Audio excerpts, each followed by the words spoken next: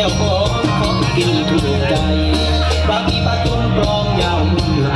มาเสิร์ฟบังไฟก็สุดวิสัยนั้นกัน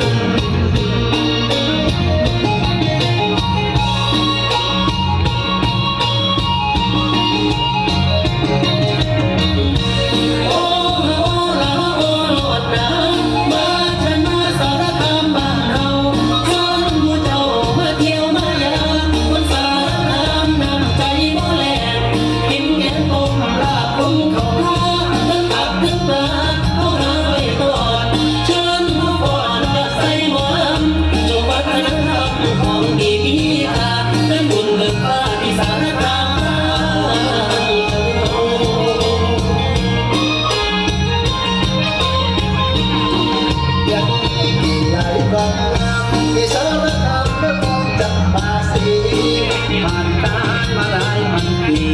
ก็ยังมีมนต์คลังเรื่องราวแค่มาอำเภอแก่ดำมาบุญน้ำเสียวพี่เจ้าข่าวถ้าผ่านไม้งาทอดยาวโคตรลงพอไล่บอกข่าวให้คนอื่นเขา